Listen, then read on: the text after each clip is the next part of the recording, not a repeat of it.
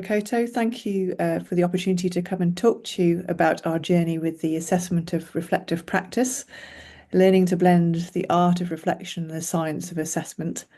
I'm Vicki Jones. I'm a palliative care physician by training, and I also work at the University of Auckland in the palliative care undergraduate curriculum space. And I was previously one of the personal professional skills curriculum domain coordinators alongside my colleague Sharmyn. Kia ora koutou. I am Sharmyn Turner and I too have a clinical background.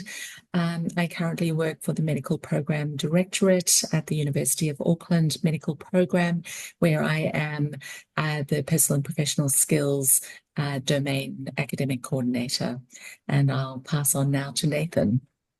Kia ora, I'm Nathan Ryckman, the psychometrician for the Medical Program Directorate.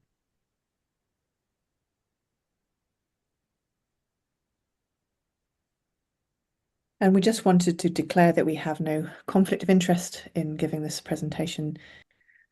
So there's a divergence of opinion as to whether reflection should be framed as an important practice improvement activity with structured learning outcomes and assessment, and another school of thought that it should be more formative, because summative assessment can impede the true process of reflection and be used potentially as a tool for scrutiny or governance.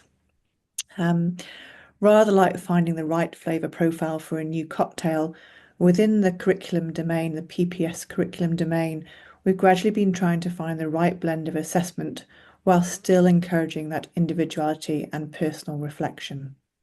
I need to tell you a little about our curriculum within our medical program.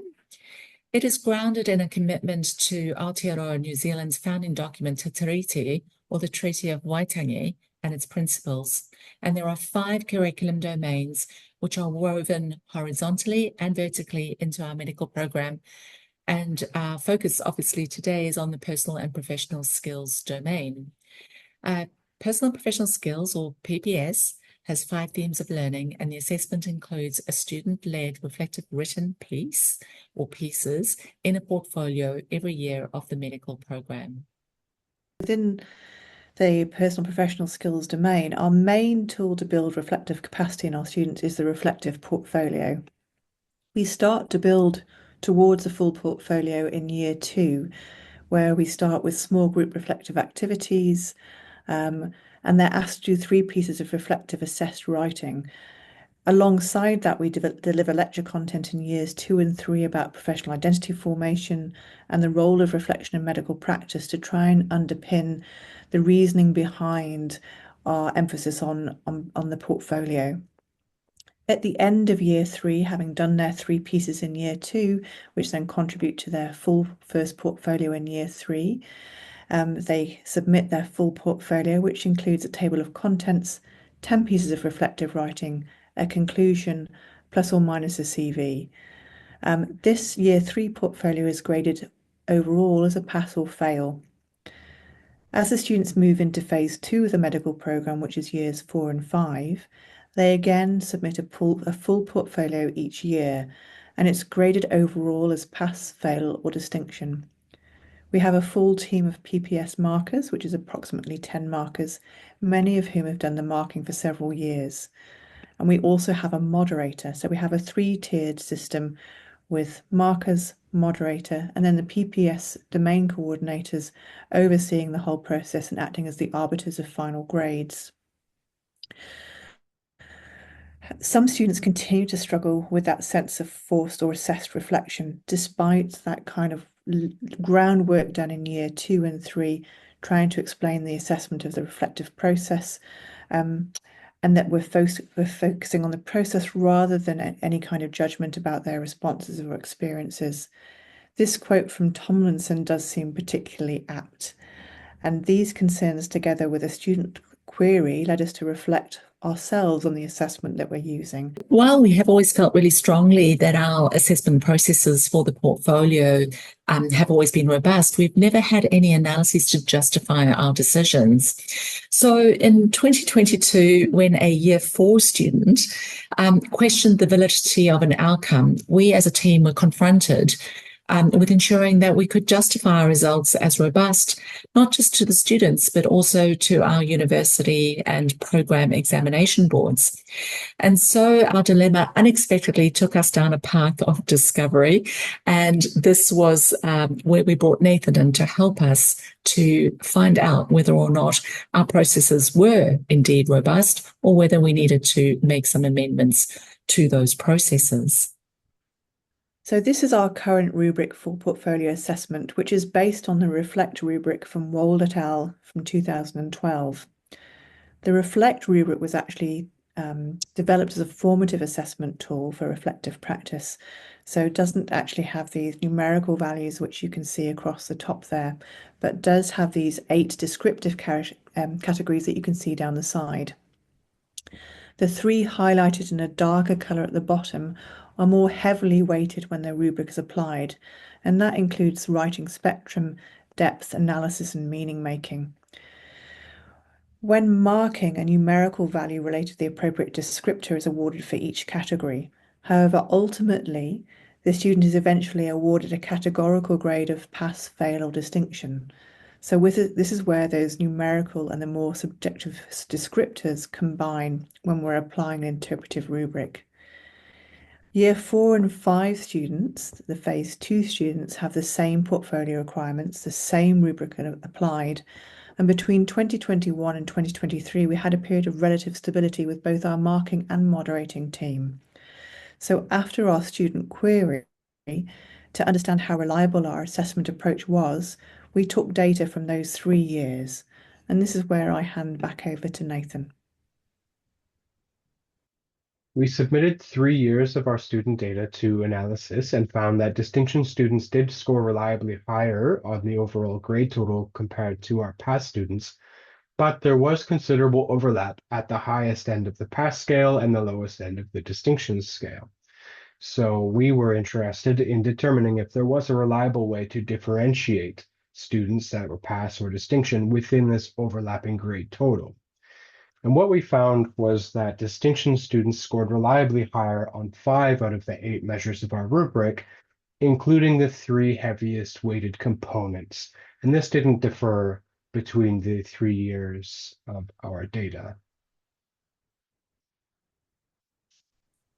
So what did we discover was a little sweet about our process? Well, much like a daiquiri, we were showing that Nathan's analysis proved that our science, in fact, does support our art, and that the rubric weighting is set up correctly for what we need, and that it works.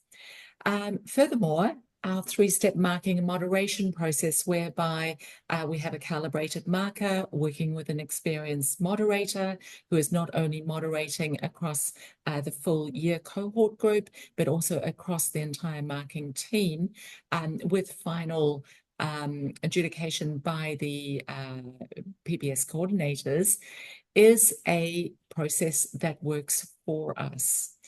We also noticed that whilst our process has always been streamlined, that this continues to be workable, and that the outcomes have meant that we are able to justify our decisions and defend our outcomes to not only the students, but also to the program boards of examiners. And here I come with some sour margarita notes to balance that sweetness. Many of us have probably been in that position of inheriting an assessment, and finding time to reflect on what we're doing, to adapt and adjust the approach can be hard to find. Whilst we have that three-tier assessment process with marker, moderator, and PPS coordinator, within that structure, we still have humans who come with their own experiences, biases, and interpretations. And it does take a lot of work each year to standardize and calibrate that approach where possible to offset those factors. We do a lot of work with the marking team and also the moderator to try and standardize approaches and interpretation where possible. Then there are those issues which we flagged at the beginning around assessment of reflective practice in and of itself as to whether someone's experiences should be used for assessment purposes. And we do a lot of setup with the students around creating the portfolio as a safe space for them, and that it's a confidential space where we might be able to pick up on their issues, but we would only ever share those issues with their blessing. The final issue around that is developing those key links with pastoral care colleagues and ensuring that we have a good process for supporting a student where issues are becoming apparent within their reflective writing. Now I bring a little of the Aperol spritz or a little of the bitter for you to consider. And there are some things that we need to consider. We need to make sure always that as we bring new markers on board, that they are able to understand that they need to bring an objective view to marking a qualitative assignment. Student cohorts, and particularly the ones where we drew the data from, have adversely been impacted by the impacts of the COVID pandemic during their education. And this we, have seen in some of the writings and the submissions that we have received from students. And this obviously we needed to take into account as well. We do know that the role of our moderator is crucial in this. And as I described earlier, it's a dual role, not only looking at moderating across the student cohort, but also moderating across the marker cohort. And so experience within that role is extremely important, as well as good communication with the team generally. And then, of course, we are very aware that our current rubric, the one that we showed you earlier, unfortunately does lack some cultural inclusivity in the way that it is laid out. And it doesn't really provide for the nuances of an Indigenous or First Nations viewpoint. So this is something that we are aware of, and we're working towards a change.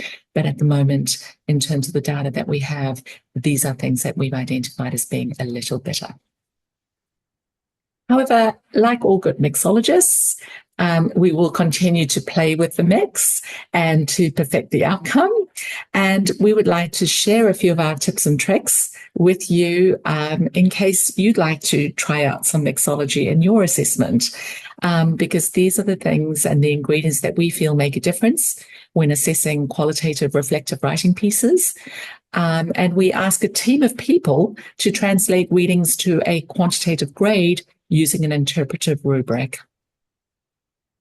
So there is no one-size-fits-all recipe, and we continue to grow and evolve, but it is reassuring that the science of the data supports the art of our rubric year on year, while still leaving some room for artistic flair and interpretation. So for us, mixology is both an art and a science, and whilst every mixologist is a bartender, not every bartender is a mixologist, and we therefore encourage you to know your mix and know your recipes and be brave and bold in your choices for your students. We'd love to hear about your own mixology experiences, and here are our references for your information. Thank you for your attention.